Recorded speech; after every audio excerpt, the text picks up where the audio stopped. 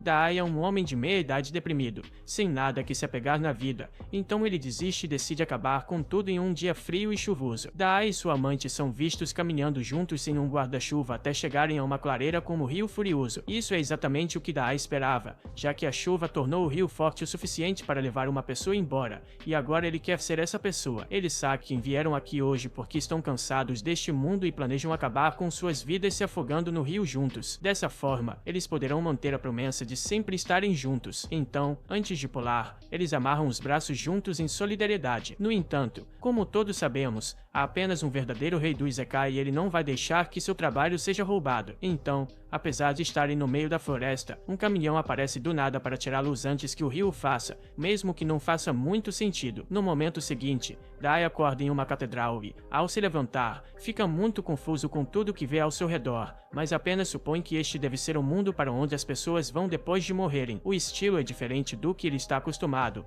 mas ele vai se acostumar eventualmente. Nesse momento, uma voz chama por ele e explica a Dai que ele foi convocado aqui como herói deste mundo. O nome da mulher é Annette e ela diz que sua tarefa é guiar aqueles que acabam aqui, para provar que este é realmente outro mundo. Ela orienta a olhar pela janela, onde ele vê um dragão e várias outras criaturas míticas vagando pelo mundo de Zerbir. Ela diz a Dai que ele está destinado a se tornar o herói deste mundo e restaurar a luz, mas ele não parece muito feliz com isso. Ele queria uma coisa, morrer ao lado de sua amante Sakin, mas não só, ele acabou em uma aventura de fantasia em vez disso. Como Sakin nem está aqui com ele, então ele sente que quebrou sua promessa de morrer com ela. Bem, isso só significa que ele tem que tentar morrer de novo. Então Dai engole um frasco inteiro de pílulas e pacientemente espera pelo doce abraço da morte por overdose. Annette entra em pânico ao ver Dai se envenenar, então ela imediatamente começa a usar magia para desintoxicar seu corpo. Mas, à medida que Dai recobra a consciência, ele diz para ela parar de tentar salvá-lo porque isso é muito inconveniente. Ela não o ouve e pede a Dai que se levante para cumprir sua missão como salvador deste mundo. No entanto, Dai nem quer se salvar, muito menos salvar um mundo aleatório no qual ele acabou de parar. Ele nunca pediu para acabar aqui em primeiro lugar, mas isso surpreende Annette. Então ela pergunta se ele, por acaso, foi atropelado por um caminhão. Dai se lembra brevemente de um encontro com um caminhão, então Annette explica que contratou o caminhão para izekaiar pessoas para cá como parte do serviço que ela oferece. O funcionamento é simples, o caminhão encontra alguém que está deprimido ou profundamente infeliz com sua vida, por isso geralmente ele fica acampado fora de torneios de League of Legends, mas depois que ele atropela seu alvo, eles são enviados para este mundo e recebem uma segunda chance de viver uma vida feliz, e geralmente acabam se sentindo melhor. O fato de Dai ter sido atropelado significa que ele deve ter sido muito infeliz com sua vida, então ela não vê por que ele não ficaria empolgado com uma segunda chance. Embora ela possa estar certa sobre a vida antiga de Dai ser miserável, isso não significa que ele será mais feliz neste mundo. Na verdade, ele está bastante irritado que Annette e seu serviço de Isekai arruinaram o que deveria ser a conclusão perfeita de sua história. Tudo o que ele queria era passar seus últimos momentos de vida com sua amante,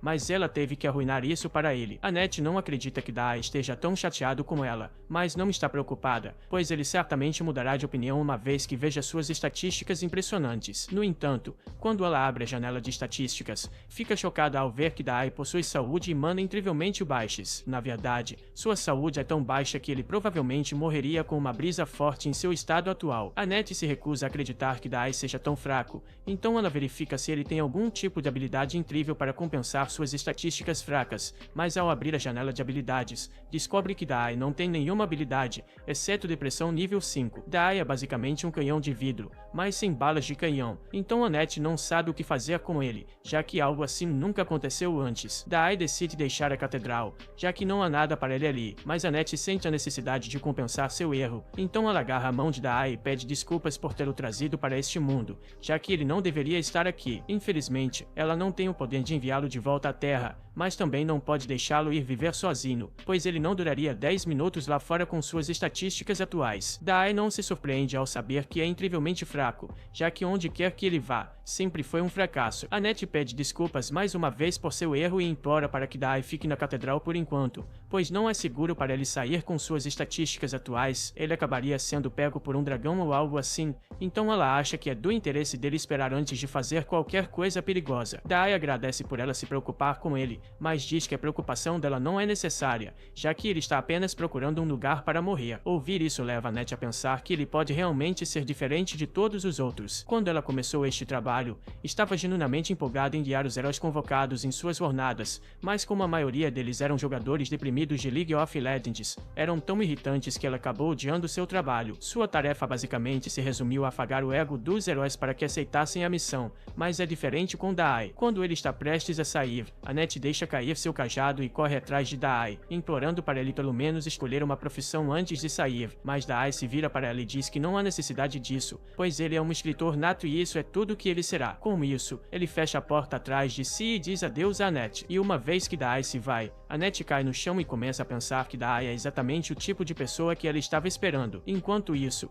Dai chega a algumas planícies do lado de fora e tenta obter direções de uma placa, mas não entende uma única palavra nela, então ele volta a tomar pílulas. Nesse momento, ele ouve uma voz dizendo que acabou de avistar um ponto de referência, então 5 pontos de experiência foram concedidos. Ele pode estar apenas chapado das pílulas, mas poderia jurar que o som veio de sua cabeça, e isso dói muito, pois ele sofre de enxaquecas, então tenta fazer com que pare. No entanto, uma música de celebração toca em sua cabeça, já que ele subiu para o nível 2, e as enxaquecas resultantes o fazem querer morrer ainda mais. Nesse momento, ele ouve uma garota gritando por ajuda nas proximidades, então ele se vira e vê a garota sendo atacada por uma árvore demoníaca. Ela percebe Dai e pede que ele ajude, pois será morta pela árvore se não escapar logo, e a árvore parece estar envolvendo-a com seus galhos cada vez mais. Dai apenas fica parado enquanto a árvore acaricia a garota e parece estar gostando do show tanto que pergunta a ela se está tudo bem ele escrever um romance sobre isso depois, mas a garota não se importa com romances e só quer que Dai resgate logo. Para seu crédito,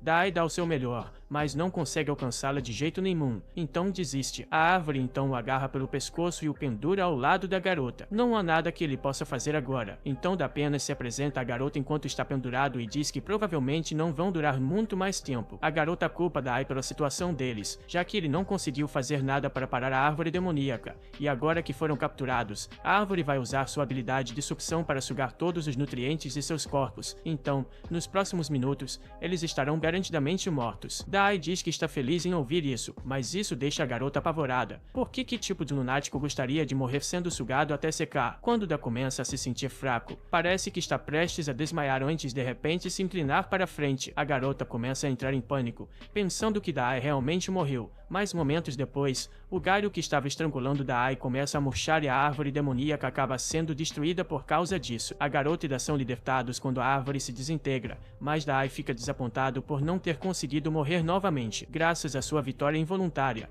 Dai sobe de nível novamente e a garota fica confusa e maravilhada porque acredita que Dai intencionalmente fez a árvore demoníaca morrer ao absorver o veneno em seu corpo, mas também acha estranho que Dai se envenenaria para começar. Ela agradece a Dai por salvá-la, enquanto também pede desculpas por chamá-lo de inútil anteriormente, mas ele não acha que fez nada de especial. Tudo o que conseguiu fazer foi falhar em morrer, e ele não está feliz com isso nem um pouco. A garota não entende por que Dai está deprimido, mas ele salvou sua vida, então ela quer sinceramente agradecê-lo. De repente, ela tem uma ideia e convida Dai para ir à sua casa para que ela possa expressar sua gratidão adequadamente, e Dai não vê problema nisso. Quando a garota estende a mão e pergunta como deve chamá-lo, ele diz que pode chamá-lo de Sensei. No entanto, ao pegar a mão dela, ele se lembra de Sakin, e isso faz se perguntar se ela também pode ter acabado neste mundo. Se for o caso, então ele pode ser capaz de encontrá-la e se reunir com seu amor. Ele finalmente encontrou uma razão para continuar vivo neste mundo, então ele se certificará de encontrar Sakin, não importa onde ela esteja no mundo,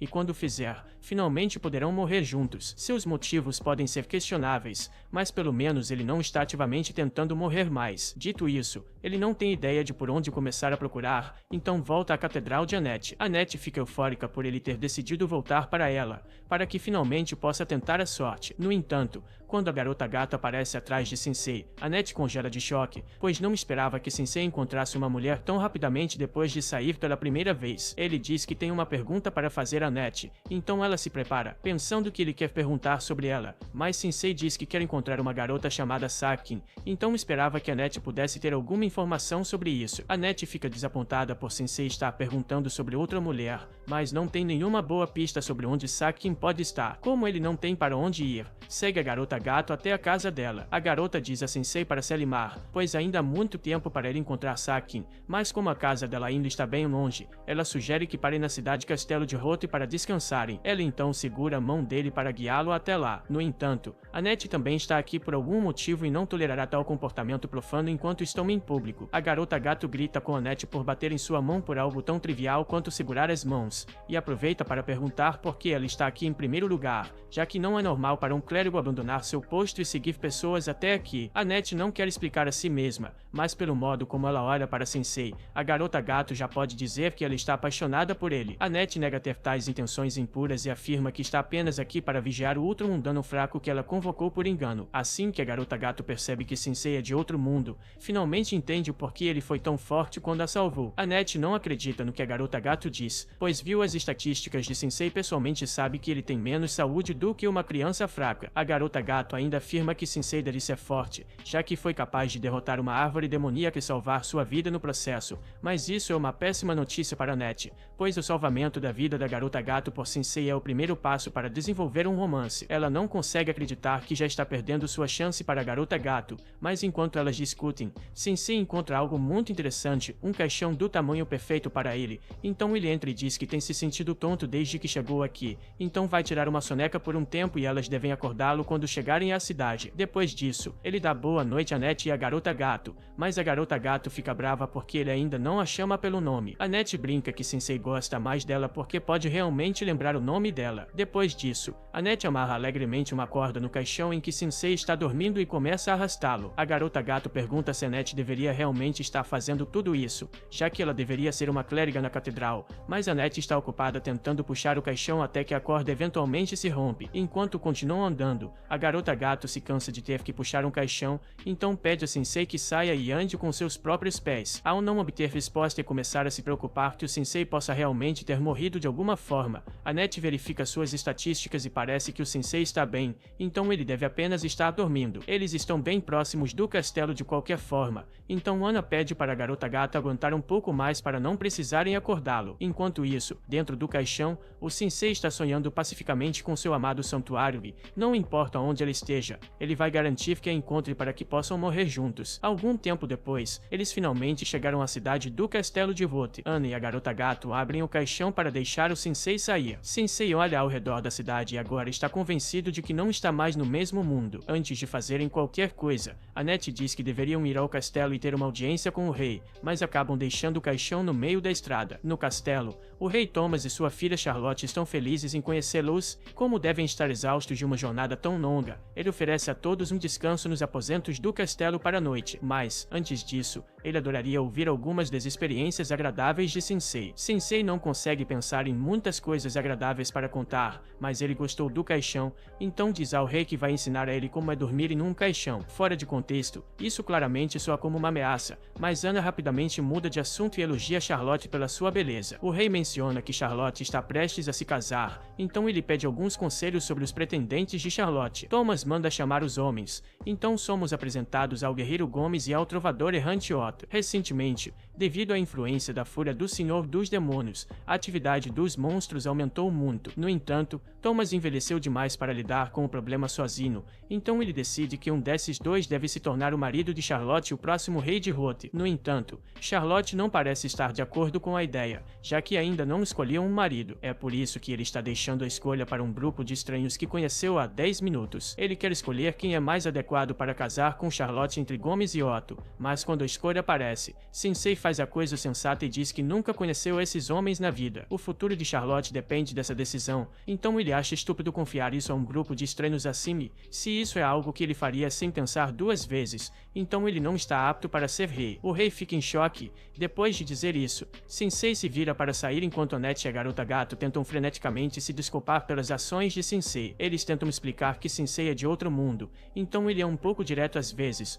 mas o rei diz que está tudo bem, já que ele não é do tipo que guarda rancor e Charlotte parece ter se interessado por ele. Naquela noite, enquanto todos os outros estão dormindo, Sensei passa o tempo olhando pela janela. Então, Ana se levanta e pergunta se ele está tendo problemas para dormir. Então Sensei diz que nunca dorme bem. Ana quer aproveitar a oportunidade para aprender mais sobre o Sensei, então pede para ele contar sobre o santuário, mas então ela nota um rabo saindo debaixo dos lençóis de Sensei. Ela tira as cobertas e vê a garota gato dormindo nas coxas de Sensei. Ela não vai tolerar tal libertinagem, a menos que seja ela que durma com Sensei, então usa um travesseiro para bater na garota gato e acordá-la. A garota gato se defende dizendo que está frio e ela é parte gata, então é totalmente normal para ela se aconchegar nas pessoas para se aquecer. Enquanto Ana e a garota gato continuam discutindo sobre isso, Sensei se levanta e sai do quarto por causa de todo o barulho. Quando ele sai para o corredor, nota uma bela luz, então sai para olhar o lago e, coincidentemente, Charlotte também está lá. Quando ela nota Sensei, o convida para assistir ao lago com ela, já que é uma noite linda. Sensei concorda que o cenário é muito bonito,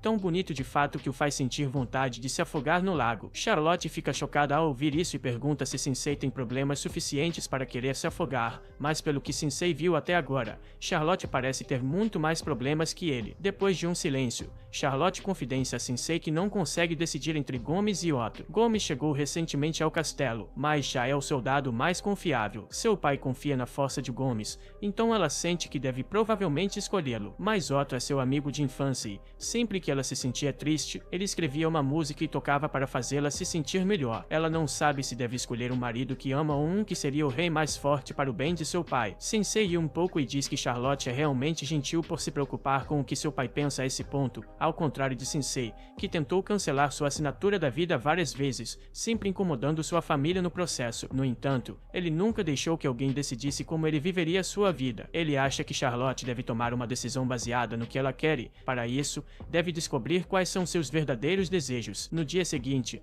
o rei Thomas chama Sensei e os outros para a sala do trono novamente e se desculpa pelo inconveniente, mas ele chamou porque Charlotte finalmente decidiu quem ela vai se casar, então quer que eles atuem como testemunhas da sua escolha. Annette acha que Charlotte certamente vai casar com Gomes, já que ela provavelmente colocará as necessidades do reino acima das suas, enquanto a garota gato acha que Otto é uma combinação muito melhor para ela. Thomas diz a Charlotte para ir até o homem que ela escolheu e dizer seus votos para ele. Então, Charlotte começa a caminhar. No entanto, em vez de se virar para Otto ou Gomes, ela agarra a mão de Sensei e diz que deseja se afogar no lago com ele. Ninguém pode acreditar no que acabaram de ouvir, especialmente Annette, que desaba no chão. Charlotte continua explicando seus motivos e depois de conversar com Sensei na noite anterior, ela pensou por muito tempo sobre quem escolher e isso a levou a perceber algo. Embora inicialmente estivesse inclinada a escolher Otto, já que ele sempre cantava para ela quando ela se sentia triste, agora ela se lembra de que ele cantava para ela mesmo quando ela não estava triste, e ele estava cantando na noite passada também, e ele nunca disse que estava apaixonado por ela, então provavelmente só queria apresentar sua nova canção para alguém, e Charlotte por acaso estava disponível para ouvir, e Gomes está fora de questão, já que ele cheira horrível. O rei pede a Charlotte que reconsidere e escolha um marido, o que parece uma coisa estranha de se preocupar depois que ela declarou suas intenções de acabar com a própria vida junto com Sensei. Charlotte responde ao rei e diz que foi uma ideia tola fazer com que ela se casasse com alguém sem perguntar sua opinião, já que ela nunca quis se casar em primeiro lugar. No final, Thomas nunca parou para considerar os sentimentos dela, mas Sensei realmente se importou com o que ela pensava e respeitou que era uma decisão dela. Sensei agora entende por que Charlotte o escolheu, mas antes que ele possa dar uma resposta, Gomes tira o capacete e diz que nunca teria pensado que sua cobertura seria descoberta por causa do seu cheiro. Ele então se transforma em sua verdadeira forma como um servo do Senhor das Trevas e diz que pretendia adquirir este reino tornando-se seu rei para eventualmente entregá-lo ao Senhor das Trevas, mas seu plano foi arruinado desde que Charlotte percebeu seu disfarce. Sensei olha para Charlotte e pergunta se ela sabia que Gomes era um demônio, mas ela não tinha ideia. Ela apenas disse que ele cheirava porque ele realmente fede. Isso significa que Gomes acabou com sua cobertura sem motivo, mas ele não quer admitir que estava enganado. Então, agora que foi descoberto, ele diz que vai matá-los todos. Esta é exatamente o tipo de situação onde uma sacerdotisa poderosa seria realmente útil, mas ela ainda está inconsciente, então a garota gato tenta acordá-la enquanto Gomes está distraído com os guardas. Infelizmente, os guardas não duram muito tempo, então a garota gato é forçada a pegar o corpo de Annette e correr para evitar ser esmagada por uma coluna. Como Annette não vai acordar tão cedo, a garota gato decide resolver resolver a situação por conta própria e lutar contra Gomes. Ela está atualmente no nível 14, então deve ser capaz de se defender bem em uma luta. Como ela vai lutar? Otto se oferece para tocar uma música, já que ele está no nível 89 e normalmente um buff seria aplicado a ela, mas acontece que Otto está apenas tocando sua nova canção, sem nenhum efeito além de ser um sucesso de acordo com Sensei. A garota gato não tem outra escolha a não ser começar a atacar sozinha. Então, quando Gomes investe contra ela, a garota gato se abaixa e ele dá um chute no rosto. Ela então segue com um soco de gato, mas não causou muito dano em Gomes, então ele consegue arremessar a garota gato para longe. Ele então diz que colocará tudo que tem em seu próximo ataque e rasgará a garota gato em pedaços. Mas antes que ele faça isso, Sensei chama sua atenção e pede a Gomes que, por favor, elimine ele e Charlotte primeiro. Gomes não acha que Sensei está falando sério no começo, mas Sensei reitera que, agora que Charlotte se libertou do controle idiota do pai, seu primeiro desejo é acabar com tudo ao lado de Sensei, e Sensei está sempre disposto a ter uma boa chance de terminar tudo, então ele pede a Gomes para conceder esse favor. Gomes concorda em matá-lo, mas diz que, depois de fazer isso, matará o rei e queimará a cidade até o chão, matando todos os cidadãos dentro dela. Sensei não se importa com o que Gomes faz, já que estaria morto de qualquer maneira, mas Charlotte está começando a ter dúvidas sobre morrer. Quando Gomes começa a investir contra eles, ela diz a Sensei que não pode se deixar morrer ainda, pois quer ficar viva e proteger o reino. Sensei fica feliz em ouvir que Charlotte finalmente entende o que realmente quer. Então, como ela quer ficar viva, ele a empurra para fora do caminho para que ele seja o único a ser pulverizado. Quando Gomes continua a investir diretamente contra Sensei, Charlotte tenta convencê-lo a não se deixar empalar, mas felizmente, ao mesmo tempo, Ana havia acabado de acordar e usa seu poder para lançar uma barreira de luz na frente de Sensei, protegendo do ataque de Gomes. Ela prometeu não deixar Sensei morrer enquanto estiver ao seu lado. Assim, quando Gomes tenta romper o escudo, acaba quebrando seus chifres no processo e, agora que Gomes está indefeso, a garota gato consegue desferir um golpe que o lança contra a parede do castelo e no lago. Tanto a garota gato quanto a Annette ficam aliviadas por terem conseguido sobreviver, e, como a Annette realmente ajudou muito durante a batalha, a garota gato sente a necessidade de agradecê-la, e a Annette agradece a garota gato também por sua ajuda. As duas parecem estar se dando muito melhor agora, e Otto ainda está lá, tocando seu coração sem se importar com o mundo. Charlotte tem muito a pensar depois do que acabou de acontecer, mas de repente seu pai corre até ela e começa a implorar por perdão por não considerar seus sentimentos antes. Sensei estava certo quando disse que Thomas não está apto para ser rei e ele agora percebe que não está nem apto para ser o pai de Charlotte, então ele sinceramente pergunta a Charlotte se ela está disposta a perdoá-lo. Charlotte se abaixa e diz ao pai que o perdoa e, a partir de agora, gostaria de falar muito com ele sobre o futuro deste reino e sobre eles mesmos. Thomas está realmente feliz por ter conseguido se reconciliar com Charlotte e Charlotte está feliz que seu pai finalmente a entenda, mas tudo que Sensei consegue pensar é em como Annette e a garota gato estragaram sua chance perfeita de dar game over. Um tempo depois, Thomas reconheceu que não estava apto para governar como rei, então abdicou do trono para Charlotte, que agora faz tudo o que pode para garantir que o reino esteja seguro, e Otto ainda está fazendo canções, já que não tem nada melhor para fazer. Enquanto isso, Annette e a garota gato estão ocupadas arrastando o caixão de Sensei para seu próximo destino e estão falando sobre como foi ousado Charlotte se tornar rainha aos 16 anos, mas tem certeza de que dará certo de alguma forma. Sensei sai do caixão e diz que o importante é que Charlotte tomou a decisão por si mesma e está mantendo isso, o que é algo que Sensei acha bonito. Após carregarem o Sensei por um longo tempo, a garota gato pergunta a Annette se podem fazer uma pausa, pois ela está realmente cansada. Elas cobriram uma distância considerável, então Ana acha que está tudo bem fazerem uma pequena pausa. Quando param, Sensei abre o caixão e pergunta se já é hora de comer. Annette oferece um pouco de pão, mas Sensei diz que só come tofu cozido, então, se ela não tiver, ele vai voltar a dormir. Após a pausa, a garota gato pergunta quanto tempo mais levará antes de chegarem à casa dela, e como Annette é a que tem no mapa, ela diz que parece que levará mais alguns dias até chegarem à sua cidade natal. Antes disso, Annette pede para fazer uma parada no Tempo Branco. A garota gato não se importa com o atraso, mas pergunta por que Ana precisa ir lá, o que leva Ana a explicar o processo de Isekai. Normalmente, outros mundanos chegam a este mundo através de um dos 4 templos e de lá seguem para lutar contra o Lorde das Trevas, mas como o objetivo de Sensei é encontrar Sa, em vez de derrotar o Lorde das Trevas, Annette quer ir aos templos para ver se conseguem reunir alguma informação sobre o paradeiro de Sa. Se tiverem azar, podem acabar tendo que viajar pelo mundo todo, mas Annette está totalmente disposta a deixar tudo para trás por Sensei. Para ser honesta, ela não quer que Sensei lute contra o Lorde das Trevas, mesmo que seja seu trabalho convencer outros mundanos a fazê-lo. Ela apenas não quer que Sensei seja exposto a esse tipo de perigo,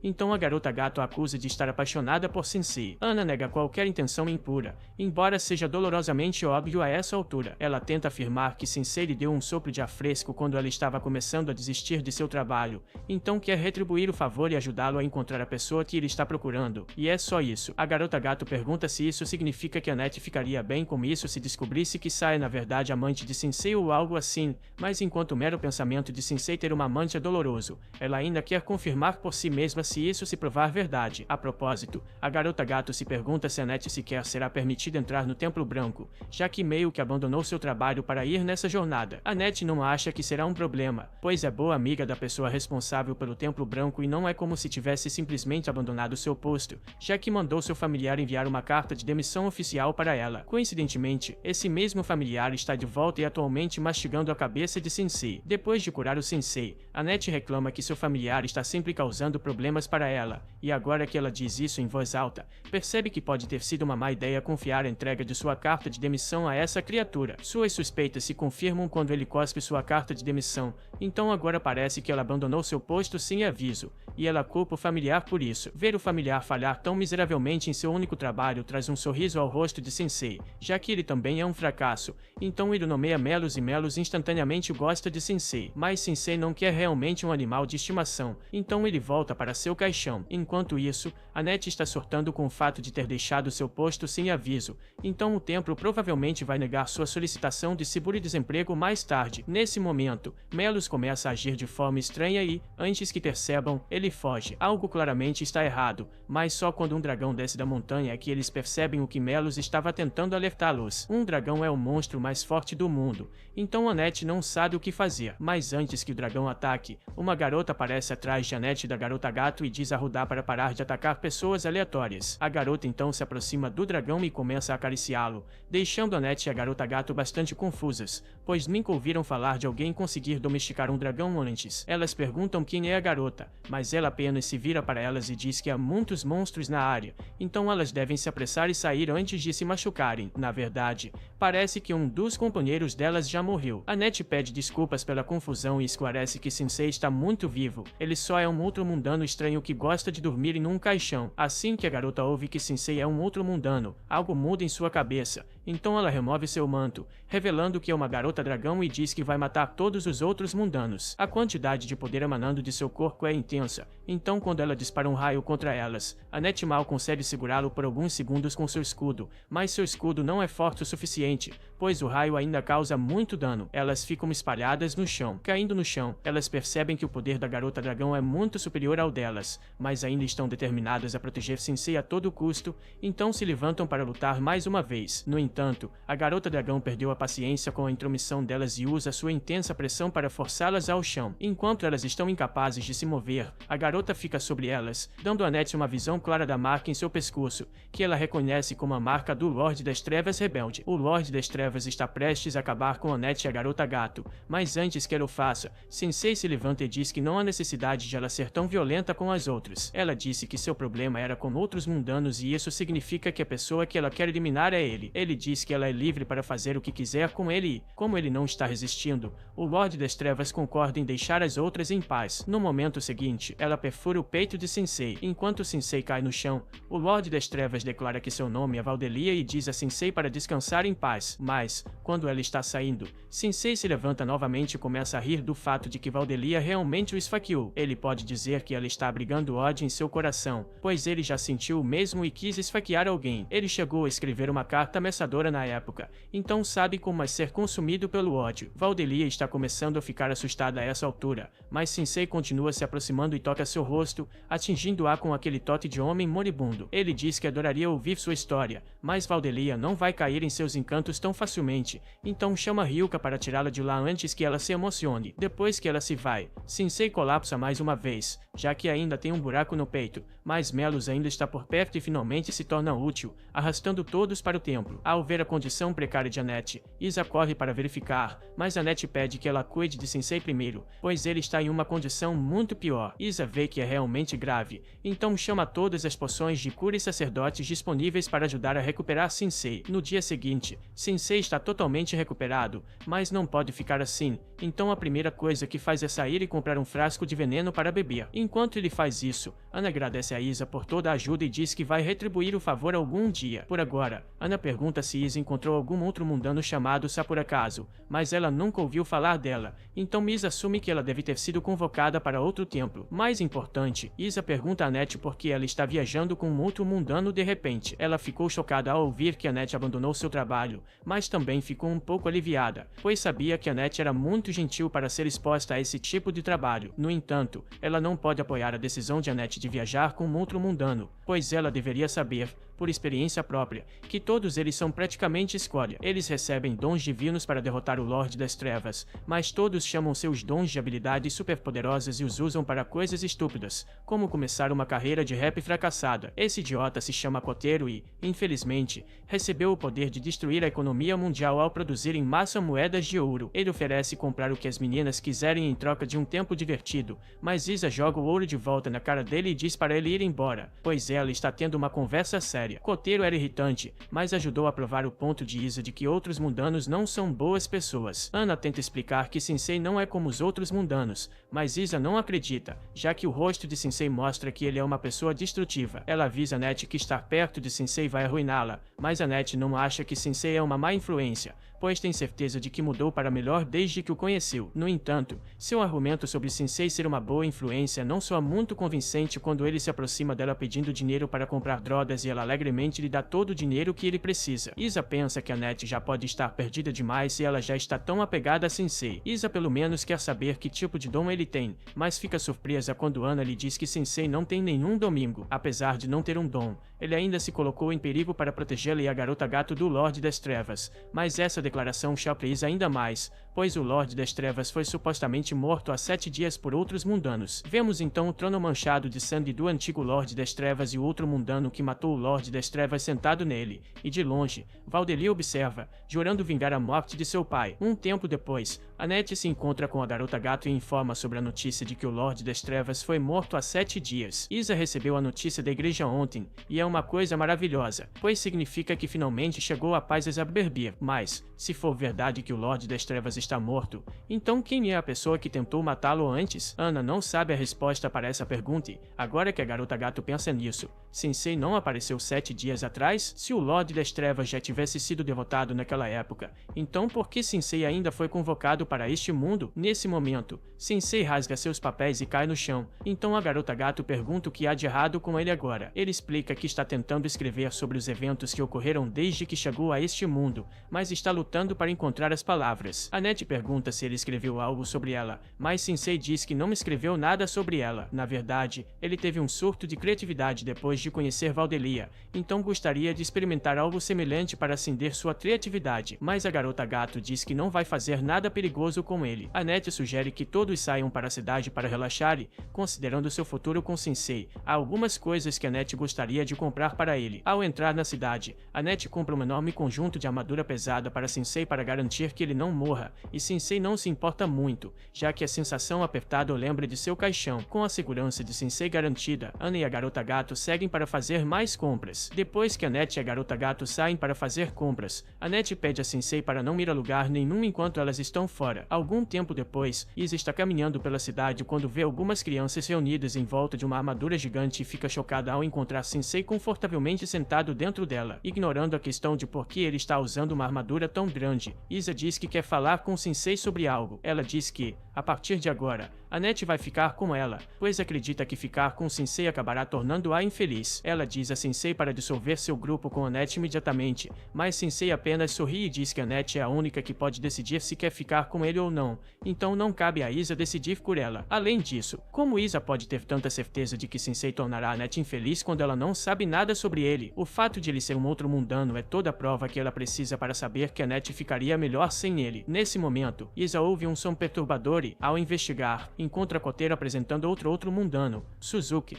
para as pessoas. Suzuki diz à multidão que o Lorde das Trevas finalmente foi derrotado, então todos começam a aplaudir os outros mundanos que lhes deram a liberdade do Lorde das Trevas. Suzuki corrige a multidão, pois ele não chamaria isso exatamente de liberdade, é mais como se estivessem sob nova gestão. Ele declara que, a partir de agora, este mundo será governado pelos outros mundanos e que Suzuki assumirá o controle desta cidade, exigindo que todas as pessoas se ajoelhem diante dele. Nesse momento, Kotaro vê Annette e diz que ela é uma das elfas que jogou moedas na cara dele. Então Suzuki se levanta e grita com ela por ousar prejudicar um ultramundano, prometendo que ela nunca mais fará algo assim novamente. Annette denunciou que foi o elfo quem a agrediu violentamente. Diante disso, Suzuki se aproximou do clérigo, questionando como ela poderia agir contra um herói que trouxe paz de volta a Zerbir. Ao chegar perto dela, o transferido colocou a mão na cabeça do elfo e pediu para ela ser uma boa menina. Pouco depois, em meio à cidade em chamas de Veil, Sensei encontrou inspiração para escrever sua obra-prima. Aconteceu que Suzuki usou uma habilidade para transformar Annette em um animal de estimação, o que causou mutações em algumas partes do corpo do elfo, como seus olhos, que adquiriram contornos escurecidos. Ser usou seu app para zombar do fato de que quanto mais pura a pessoa, mais fácil ela cai nesse feitiço, o que era o caso da vítima. T confronta o rapper, mas Suzuki usa a mesma técnica na mulher gato, domesticando-a como fez com sua companheira. Com isso, o humano se vangloria do poder dessa habilidade, alegando que ninguém é capaz de escapar dela. Emergindo da multidão, Usha avança para confrontar o transferido, afirmando que não foi assim que ela ensinou Suzuki a usar seu dom, declarando que a cidade de Veil não se curvará aos caprichos do humano. Todos os habitantes se juntam ao coro da sacerdotisa e se levantam contra o opressor. Vendo isso, Suzuki envia seus lobos contra a população, dizendo que destruirá tudo para construir outra cidade em seu lugar, já que Veil não quer se render. Usha chama o humano de bastardo, e ele responde sarcasticamente que prefere ser chamado de herói, assim como o elfo chamou quando se conheceram. Para provocar ainda mais, ele garante que usará a igreja de Usha como seu castelo privado. Pouco depois, devido ao poder dos lobos que cuspiam bolas de fogo nas casas da cidade, Veil começa a queimar, até atacam os moradores, e uma das vítimas é Sensei, que é protegido por sua gigantesca armadura. Depois de dezenas de chutes e socos no equipamento, a garota consegue rachar o aço até destruir a armadura, mas a imensa força que aplicou acabou jogando o capacete da armadura em sua cabeça, nocauteando Tama instantaneamente. Assim, Sensei tranca Tama em um barril e deixa um aviso de que há um gato violento dentro. Nesse momento, ele vê Usha sendo sobrecarregada na batalha. Enfurecido, o elfo diz a Sensei que é assim que os transferidos agem neste mundo, usando o dom que receberam para seus próprios fins egoístas. Usha enfatiza que Suzuki não era assim quando chegou. Pelo contrário, ele era um garoto calmo com uma personalidade fraca. Enquanto ela começa a contar essa história, Sensei começa a anotar o que é dito, pois esse tipo de personagem o intriga. Por essa razão, o autor pergunta para onde o transferido foi, e Usha diz que ele se dirigiu para a igreja, mas lembra ao escritor que ele não tem um dom, portanto, não terá chance contra Suzuki. Independentemente disso, tudo o que Sensei quer é escrever sua obra-prima, algo que sentiu ser compelido a fazer. Não querendo deixar o homem ir sozinho, Usha o acompanha. Ao chegar ao portão da igreja, Sensei fica encantado com a beleza e a grandeza que este lugar exala. Por outro lado, Usha não consegue entender como esse homem pode ser tão despreocupado, já que o transferido possui poder sobre-humano, então seria sensato ter um plano antes de entrar na igreja. Dito isso, Sensei pega um frasco de veneno e bebe tudo. Usha estava pensando em se aproximar silenciosamente pela porta dos fundos, mas o humano já havia aberto a porta naquela altura. Lá dentro, Sensei admite que está interessado na história de Suzuki e adoraria escrever um romance baseado no que o transferido vivenciou. Diante dessa declaração, Suzuki se torna ainda mais arrogante, tendo um autor querendo escrever sobre seus feitos heróicos em outro mundo. No entanto, Sensei observa que é exatamente o oposto. A história é sobre um homem que ganha mais poder do que merece e acaba sucumbindo à sua própria ganância. Insultado, Suzuki promete não deixar isso impune, então ele ordena que seus lobos matem os intrusos. Vendo que Sensei não vai mover um dedo para impedir sua morte, Usha avança e dispara raios de luz para matar alguns lobos, mas um deles agarra o cajado mágico da clériga com os dentes, gerando a da luta. Com isso, Suzuki ordena que os outros lobos atirem chamas no escritor, e desta vez Usha não pode fazer nada. No entanto,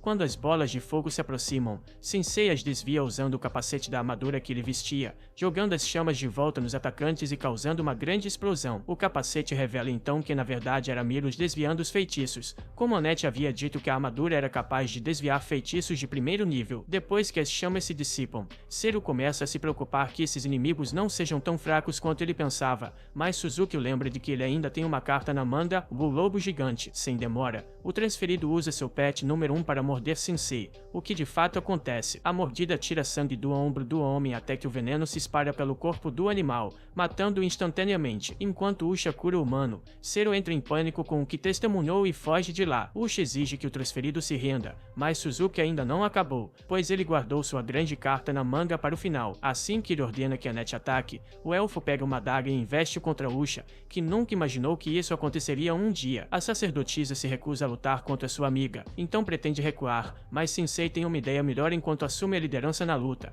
dizendo a Usha que a Net é mais forte do que imagina. Suzuki ri da atitude do escritor, acreditando que sua habilidade de domesticação não pode ser anulada, mas Sensei está certo de que o elfo ainda pode escolher seu próprio destino, e não é Suzuki quem vai ditá-lo para ela. Com o pescoço contra a lâmina de Annette, Sensei afirma que sua companheira não é um pássaro em uma gaiola. Ao ouvir essas palavras, o elfo segurou a lâmina com sua própria mão, como se estivesse em uma luta interna entre decapitar um humano ou poupá-lo. Perdendo a paciência, Suzuki reforça seu comando usando Mora, causando dor física a Annette devido ao conflito interno. Dentro de sua consciência, ela se sentia como um pássaro em uma gaiola até que Sensei apareceu para dizer algo que a encorajou a enfiar a adaga em sua própria perna. Tendo feito isso, ela desmaia, e Sensei a segura antes que ela caia. Ela então volta ao normal, para o alívio de Usha. Falando nisso, Sensei pede a sacerdotisa para curar sua amiga, o que ela faz enquanto lembra quando o humano afirmou que Annette não era tão fraca quanto Usha pensava. Suzuki deixa cair sua máscara de arrogância e revela um medo real ao ver sua principal habilidade ser desmantelada bem na frente dele. Impulsivamente, ele pega a adaga no chão e quase tira a própria vida com ela. No entanto, Sensei o impede, pois precisa do garoto vivo para terminar seu livro. Falando nisso, o autor questiona Suzuki sobre sua história para continuar seu projeto. Querendo ou não, essa pergunta leva o garoto de volta ao seu passado na Terra, onde era um garoto fraco que não conseguia enfrentar o bullying que sofria, suportando abuso verbal e físico quase diariamente. Suzuki era tratado como um animal de estimação por crianças mais velhas, como um cachorro maltratado que não podia fazer nada além de ficar lá e levar a surra. A propósito, a maneira como ele descreve sua condição é uma maneira de explicar seu dom em Zerbir, que lhe permite controlar outros seres. A única saída que Suzuki viu foi acabar com a própria vida, mas ele nem teve coragem para isso. Sua vida estava cercada pelas consequências de sua covardia diante da crueldade das pessoas, e nesse ambiente ele sentia que ninguém poderia ajudá-lo de qualquer forma. Então, um dia, Suzuki foi atropelado pelo caminhão que o trouxe para Zerbir. Neste mundo, ao contrário da Terra, onde ele era um sofredor miserável, agora é um herói com a responsabilidade de salvar este lugar do domínio tirânico do Rei Demônio da Ira, usando um dom que o tornou extremamente poderoso. Com o passar do tempo, Suzuki se adaptou ao ambiente e sua habilidade de domesticação eventualmente trouxe lobos selvagens para seu lado para serem seus companheiros. Mesmo assim, apesar da promessa de ser um herói neste mundo, Suzuki não foi tratado como tal. Pelo contrário, os habitantes de Zerbir eram tão maliciosos quanto os humanos na Terra. A diferença agora era que o garoto tinha o poder de reagir e ele não deixaria essa oportunidade escapar. Em qualquer caso, Suzuki não acredita que tenha feito algo realmente errado, porque em sua mente, não importa em qual mundo ele habite, ele sempre será um ninguém sem determinação, como é agora. Depois que o transferido conta sua história, Sensei fica satisfeito por concluir seu romance baseado em Suzuki, um homem fraco que esperava viver como um herói em outro mundo, mas não conseguiu nem mesmo se tornar um vilão devido à sua própria fraqueza. Por isso, Sensei intitula o livro de O Fracasso em Outro Mundo. Sensei agradece ao garoto por fornecer o conteúdo necessário para um livro, mas ele não pode chamar esse romance de obra-prima. Por essa razão, Sensei rasga uma das páginas, criando um círculo mágico para invocar um estudante transferido. Com o poder do círculo fluindo ao contrário, Suzuki é enviado de volta de onde veio. Chocada com o que viu, Annette verifica o status de Sensei e percebe que ele agora possui o dom de escrever, e Usha acredita que isso pode ser uma habilidade especial ativada apenas contra outros transferidos, o que pode significar que o autor foi trazido para Zerbir especificamente para lutar contra esses humanos que deveriam ser os heróis deste mundo mágico. Frustrado, Sensei desaba no chão, completamente desolado depois de falhar mais uma vez em escrever sua obra definitiva. Em sua mente, ele se pergunta se algum dia encontrará a pessoa que o inspirará da melhor maneira, mas tem certeza de que esse dia ainda não chegou. Observando a cena dramática, Usha se pergunta quem realmente é esse cara. Finalmente, apesar de ter feito o garoto retornar à Terra, Sensei pergunta o que aconteceu com Suzuki. No meio da cidade de Veio, os lobos que antes eram domesticados pelos estudantes transferidos perderam seus colares imaginários e agora estavam livres para partir. Da mesma forma, Tama não era mais um animal de estimação de Suzuki,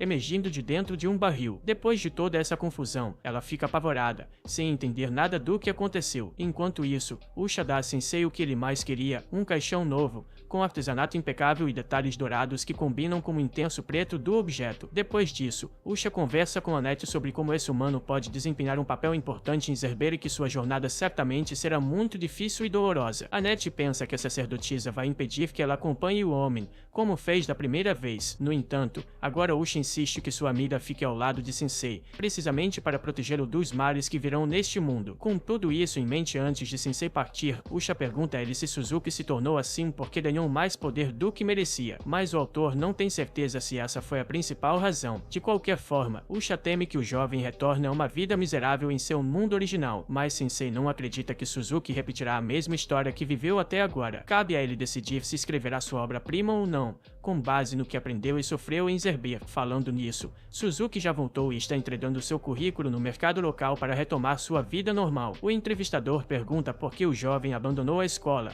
e essa pergunta traz de volta memórias de Zerber que justificam sua ausência. Vendo que o entrevistado ficou ansioso com a pergunta, o homem entende que deve ser um assunto delicado e decide dar a Suzuki uma chance, pedindo que ele comece seu novo trabalho amanhã. Ao sair do mercado, o garoto sente o frio da neve junto com o som do vento e estende as mãos para apreciar os flocos de neve derretendo em sua pele. Enquanto isso, em Sag, uma região nordeste de Zerber, a renomada Catedral Vaz é frequentada por membros do Estado Papal, incluindo Ushi e o Bispo Uff, um clérigo ousado o suficiente para beber dentro do santuário. Segundo ele, a realidade é para aqueles que não conseguem lidar com o álcool. Por outro lado, a bebida o ajuda a suportar os anões fedorentos com quem tem que lidar todos os dias, diferente de sua colega que trabalha com os Demi em sua jurisdição. De repente, um servo de Deus com uma aparência estranhamente demoníaca lembra Uff que ele não deveria fazer comentários tão preconceituosos no Estado Papal. Sendo o primeiro não-elfo a ser nomeado sacerdote, este Goblin alcançou o posto de arcebispo através de um trabalho exemplar, o que não necessariamente agrada a todos os membros da igreja. Sentindo-se provocado, Uff aponta o dedo para o rosto do colega e pergunta se o Goblin quer trocar de jurisdição com ele,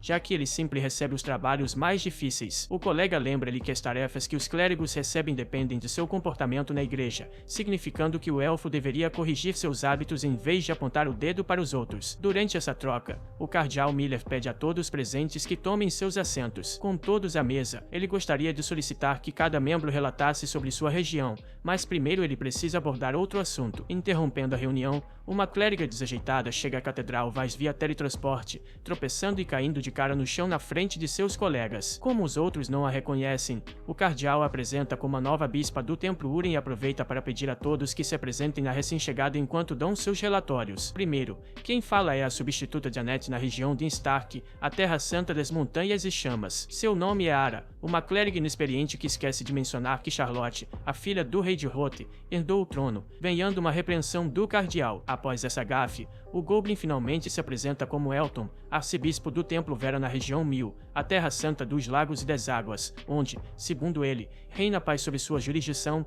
um testemunho da autoridade do Papa. Ele também alerta Ara que é estritamente proibido chegar atrasado, deixando a jovem elfa com uma expressão de pânico no rosto. Em seguida, Ulf se apresenta como o clérigo do Templo Dritin, localizado na região Sunstag. Esta é a Terra Santa dos desertos e da Terra, e embora esteja longe das outras regiões, eles estão se saindo bem. O cardeal menciona conflitos frequentes entre os anões, e Wolf destaca que quase foi agredido enquanto tentava mediar uma disputa. Por fim, Usha relata que lidera o Templo Zedin há alguns dias. Em sua jurisdição de Donersta, a Terra Santa das Florestas e do Vento, um habitante de outro mundo entrou em fúria e destruiu metade da cidade de Vil, e Usha está mobilizando trabalhadores para reparar a área. Coincidentemente, Miller convocou esta reunião para discutir os indivíduos transferidos, pois o Rei Demônio da Ira foi derrotado por um grupo desses humanos convocados. Consequentemente, o Papa decidiu selar os círculos mágicos que conectam outro mundo a Sberg para impedir a convocação de mais indivíduos transferidos. Com essa notícia, Elton expressa alegria em ver seu povo livre do Rei Demônio,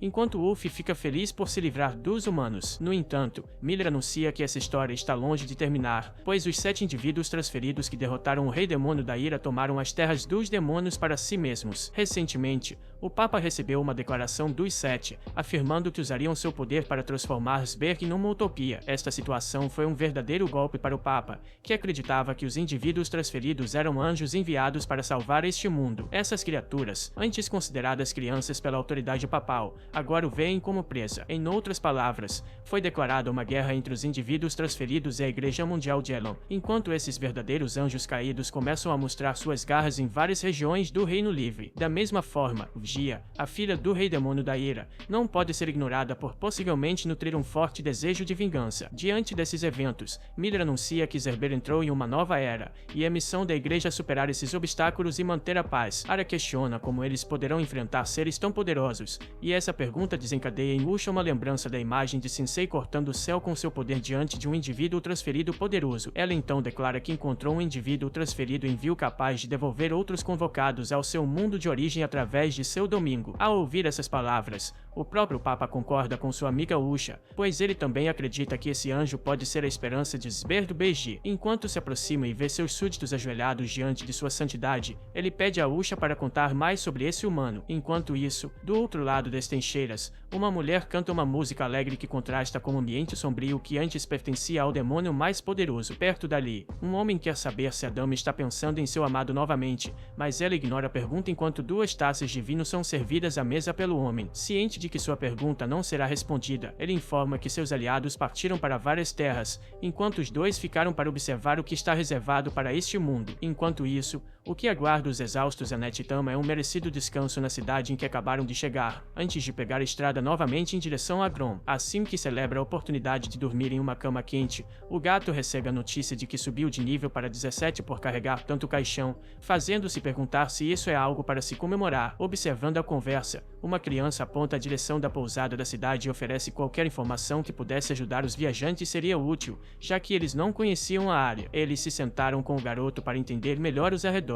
Primeiro, ele lhes contou sobre uma organização chamada Serviço de Introdução de Heróis, também conhecida como Serviço de Ordem dos Transferidos, onde as pessoas são designadas para acompanhar grupos com pouca autoconfiança e proporcionar-lhes uma jornada segura e confortável. A propósito, foi o próprio garoto quem criou esse serviço. Ao ouvir isso, Tama não se lembra de ter tido uma boa experiência com pessoas transferidas, então ela não consegue evitar mostrar uma expressão azeda. O garoto se ofende com o desdém da gata, pois, segundo ele, os transferidos são heróis enviados para salvar este mundo. Na verdade, se as senhoras contratarem este serviço, ele pode apresentar-lhes um herói convocado agora mesmo por apenas 4 zenens. T está pronta para recusar a oferta, mas Annette a interrompe, já entregando o dinheiro ao garoto. Tom a lembra de que 4 zenens não crescem em árvores, mas a elfa acha que é troco de bolso se isso significar manter Sensei seguro. Ao mesmo tempo, o garoto faz uma cara de quem aproveitou a situação e afirma que uma vida não tem preço, pois o homem morto no caixão certamente está buscando sua segurança no outro mundo e estaria sorrindo no céu se soubesse que um herói estava acompanhando suas 2 amigas. Dito isso, Sensei abre o caixão e pede desculpas por ainda estar vivo, quase provocando um ataque cardíaco no garoto,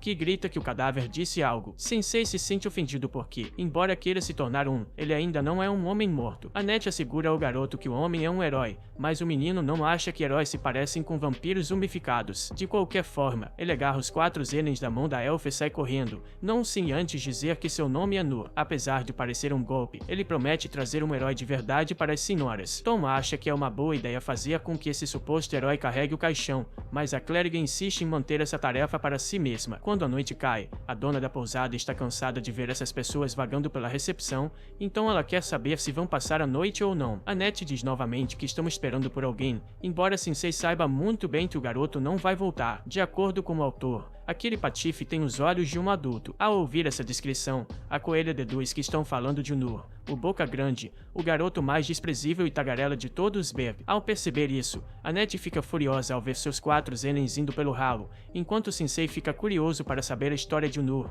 o grande mito. A garota coelha explica que ele é um órfão que começou a viver na cidade em algum momento e ganha vida enganando visitantes desavisados. Como não há nenhum adulto para educar o garoto, ele continua enganando as pessoas indiscriminadamente. Honestamente, a dona da pousada sente pena dele às vezes, mas isso não muda o fato de que ele está enganando as pessoas com essa história de herói. Segundo ela, se heróis realmente existissem, Nur não deveria ser uma criança de rua em primeiro lugar. Longe dali, o garoto nunca teve realmente um herói para salvá-lo. O reflexo visto na lâmina fina que ele carrega é apenas dele mesmo, a única pessoa que ele teve como companhia nessa jornada solitária, exceto quando algumas pessoas decidem se aproveitar de um erro ou até mesmo roubar seus pertences, que, embora roubados, são os meios de sobrevivência da criança, já que ele tem poucas maneiras de se proteger. Um dos grupos de bandidos da região se aproveita da fragilidade do garoto, contando as moedas e notas que ele reuniu em seu caminho como um pequeno ladrão, e tudo o que Nur quer saber é o que vão fazer com ele. Um dos bandidos faz a mesma pergunta de volta, fazendo o garoto engolir em seco. Então vem o desespero, fazendo blefar que seus amigos transferidos não vão deixar barato se ele desaparecer. Mas a verdade é diferente. Os transferidos mencionados pelo grande mito são os próprios que o sequestraram, mostrando seu poder de fogo. O líder do trio exibe sua besta capaz de perfurar a armadura de um dragão, a arma insana. Em seguida, ele comenta que o garoto tem ganhado dinheiro usando os nomes dos 3 transferidos, então terá a honra de se gabar no além sobre ser morto por um herói. Com isso, com a arma insana apontada para sua cabeça, Nur se pergunta se esses são os heróis que vão salvar o mundo. Até então, ele nunca tinha visto um transferido antes, e digamos que sua primeira experiência é uma que vira sua vida de cabeça para baixo. Mas antes do tiro fatal, Sensei chega e aponta a besta do transferido para o joelho do outro, que grita de dor. Outro bandido usa sua análise divina e descobre que Sensei também foi convocado de outro mundo. No entanto, ao ver que o homem tem apenas um ponto de vida e está envenenado, ele o descarta como uma ameaça. Assim, o líder do trio aponta sua besta para o intruso, que de repente começa a aumentar monstruosamente seu próprio HP. Como sempre, Sensei brinca sobre a possibilidade de morrer, então pede ao agressor que atire diretamente em seu coração. Como diz o ditado, o louco só é louco até encontrar outro louco. Respeitando essa máxima, o terno trio dos arredores de Groon foge. Logo, Nur pergunta se Sensei é um herói, mas o escritor não se vê de forma tão gloriosa. Segundo ele, os adultos são jovens que foram traídos, mas Nur ainda é uma criança que não está pronta para se tornar um adulto. Enquanto ele filosofava aleatoriamente, o autor estava saindo do lixo, deixando o garoto amarrado. Nur pergunta se é realmente isso, e no silêncio de Sensei, podemos supor que sim. No dia seguinte, o grupo se prepara para ir para Groon, e Sensei está completamente exausto depois de passar a maior parte da noite expulsando os transferidos. Annette está incrivelmente ciumenta, pensando que o homem estava conversando com outra mulher, especialmente quando ele confessou que foi uma noite muito agradável. De repente, Nur, o grande mito, é descarado o suficiente para mostrar seu rosto na frente daqueles que ele roubou ontem, mas ele assegura que não mentiu para ninguém, pois, como todos se lembram, ele prometeu apresentar-lhes um bravo guerreiro, e esse herói está bem na frente deles. Conforme Sensei caminhava, o desejo de chutar o balde se tornava mais forte. A vontade era tão intensa que assustava o garoto Nur, que desesperadamente tentava alertar os companheiros de viagem que o escritor estava nas últimas. Eles entenderam a mensagem, mas continuaram agindo como se nada tivesse acontecido, já que conheciam bem o cara. Na verdade, Tom usou a fachada de herói bravo de Sensei para fazê-lo puxar o caixão do vivo. Após algum tempo, chegaram à terra natal de T. Groom. A Katif ficou encantada por estar de volta e foi na frente prometendo levar todos para dentro. No entanto, em vez de ser recebida com fogos de artifício como ela havia imaginado, os guardas locais apontaram suas lanças para o grupo ao verem T e jogaram todos na prisão. Por algum motivo, Tama foi separada do restante do grupo, e Nur assumiu que foram presos por causa daquela problemática gata. Ele especulou que ela poderia ter roubado de algum nobre, mas Annette garantiu que Tama não era uma ladra. Enquanto isso, Sensei dormia usando Miros como travesseiro até acordar e perguntar a elfa como as pessoas eram executadas naquele mundo. A clériga se recusou a responder,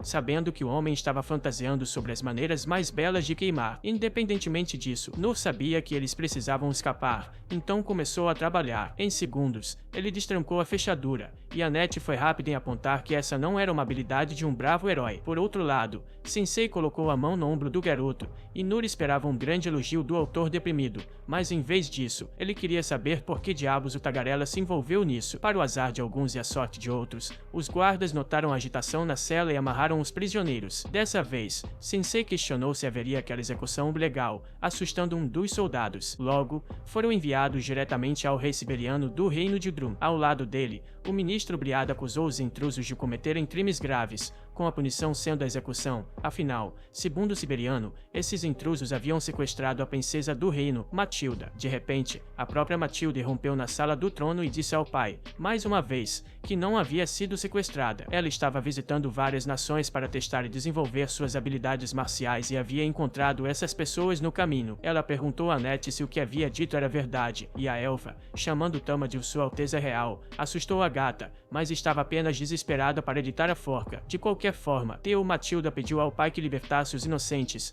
mas o rei se recusou, para o deleite de Sensei, a menos que, é claro, sua filha jurasse nunca mais agir como uma menina pequena, mas como um verdadeiro membro da realeza. como sua mãe, La Palma. A princesa pensou em fazer birra, mas olhou para a situação de seus amigos e cedeu, prometendo melhorar seu comportamento. Isso significava que ela não poderia mais se aventurar imprudentemente, então esse foi o adeus. Com isso, Matilda deixou a sala do trono e os prisioneiros foram libertados. Em seguida, o grupo foi a uma estalagem para comer algo depois de passar algumas horas na prisão, e Nur mostrou que não era tagarela apenas quando se tratava de mentir, pois devorava carne como se não houvesse amanhã. Afinal, ele não estava acostumado a comer algo de qualidade, então não podia ser julgado. Quanto a Sensei, o autor estava ainda mais louco depois de perder a chance de ir para a guilhotina, então se voltou para sedativos. Nur mencionou que não fazia ideia de que Tama era uma nobre daquele país, enquanto Annette se lembrou das vezes em que foi rude com a mulher gato, por isso estava assustada quando surgiu a possibilidade da forca. Enquanto servia mais comida aos viajantes, a garçonete ouviu-os falando sobre Matilda e perguntou se a conheciam, pois seu nome era Kaja, e ela havia servido como dama de companhia da princesa no palácio. Nur disse que tinham viajado juntos até ontem,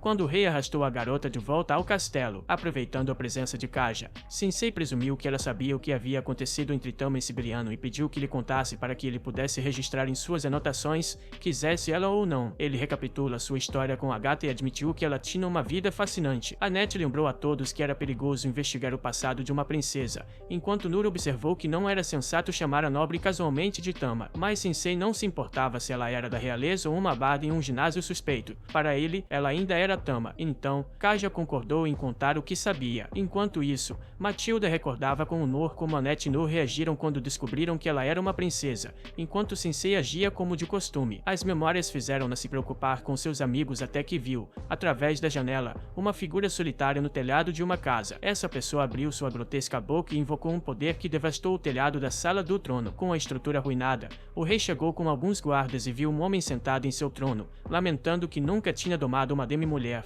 embora estivesse satisfeito que havia muitas dessa raça ali. Seu nome era Kibara, um dos heróis que haviam matado o rei demônio e salvado o mundo, mas agora conhecido como o Anjo Caído da Gula. Siberiano sabia bem que este era um dos 7 anjos caídos, conforme alertado pela Igreja Mundial de Elon, então ele imaginou que essa criatura não tinha vindo com boas intenções. Com dúvidas, o rei fez a pergunta óbvia, e Kibara anunciou que havia vindo para consumir toda a nação. Imediatamente, os soldados de Grão se prepararam, prometendo provar por que eram chamados de nação de guerreiros. No entanto, assim que avançaram contra o inimigo, o anjo caído da Gula usou sua boca amaldiçoada para devorar os guardas impiedosamente, e a cada mordida que aquela boca grotesca dava, o homem também se alimentava. Como ele havia imaginado, a carne dos demi-humanos era musculosa e dura, horrível de comer. Embora muitas vezes visto como glutão, Kibara é exigente com o que come. Ele não está atrás da carne dura de um guerreiro de Grum, mas sim da maciez de uma jovem demi-mulher. Indignado, Siberiano ordena que seus homens recuem,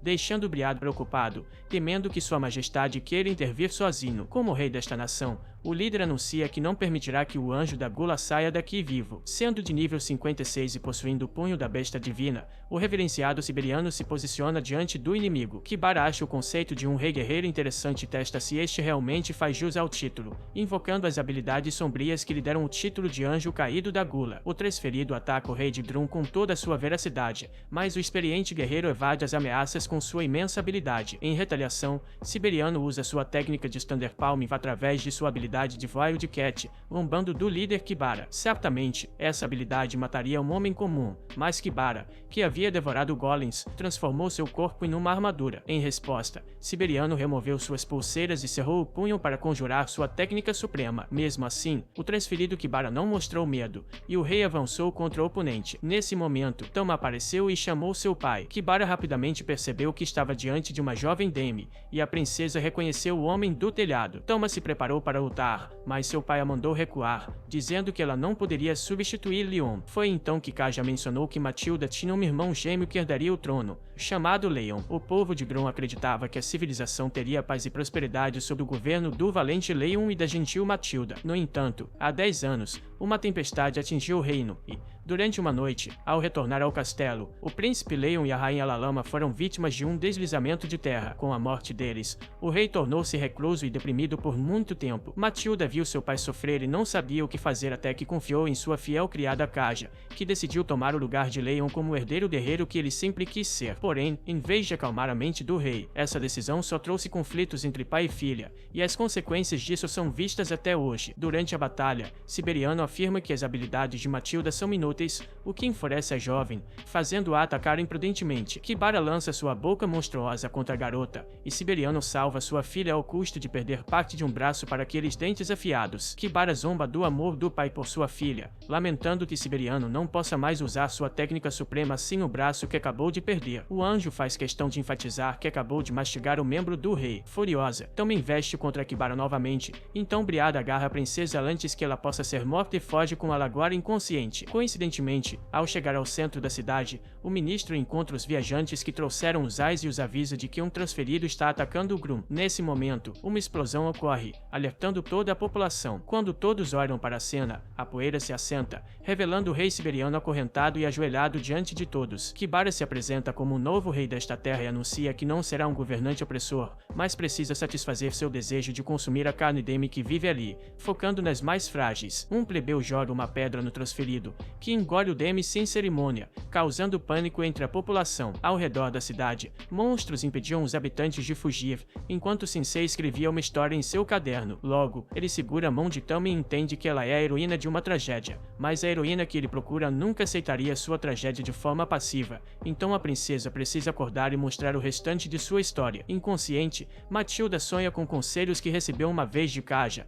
então acorda na casa da velha Mida e entra em pânico ao saber o que aconteceu quando desmaiou. Briada explica que o anjo caído tomou a capital e mantém seu pai como refém, então ela retorna ao seu estado furioso e desta vez impede que o ministro tente controlá-la. Annette menciona a tragédia do desfiladeiro de Kron, que tirou a vida do irmão e da mãe de Tama. Segundo ela, não há um cidadão que não tenha derramado uma lágrima por essa tragédia, provando que o povo ama a realeza desta nação. Em outras palavras, se perderem Matilda também, será ainda pior para eles. Portanto, a clériga quer que Matilda fique fora disso. Afinal, Annette conhece um segredo junto com Sensei para devolver os transferidos ao lugar de onde vieram. Matilda entende a situação e deixa seus amigos irem. Então, o grupo encontra dois ogros guardando uma passagem mais à frente. Sensei avança e afirma aos monstros que ele e seus colegas vieram para ser comidos. Sabendo do histórico do autor, seus amigos se preocupam que ele esteja falando sério, enquanto os ogros, não esperando isso, não sabem como reagir. Assim, depois de algum tempo, o trio estava atrás das grades novamente, e Annette começou a reclamar sobre ter sua liberdade tirada. Sensei confessa que a morte é uma coisa boa, mas que este não é o momento para isso. Então, ele pega o chapéu de Nur, onde encontra o clipe que o garoto deve usar mais uma vez para salvar o grupo. Enquanto isso, o ministro Briado chega ao quarto de Matilda para lhe entregar sopa, mas a princesa havia escapado pela janela. Na sala do trono, Kibara reflete sobre qual demi quer devorar a seguir, com Siberiano ao seu lado, acorrentado e ensanguentado, em um estado de absoluta raiva. Logo, os ogros chegam para contar a história do humano que quer ser comido, mas Tamus interrompe com força bruta, derrubando os monstros sem misericórdia. Siberiano lamenta que sua filha tenha tomado essa decisão, ao contrário do anjo caído da gula, que se regozija ao ver seu prato mais desejado diante dele mais uma vez. Se você está gostando dessa jornada, não se esqueça de apertar o botão de curtir. Seu apoio ajuda a me motivar a continuar trazendo cada episódio, então se inscreva e ative as notificações para nunca perder uma atualização. Nos vemos no próximo episódio.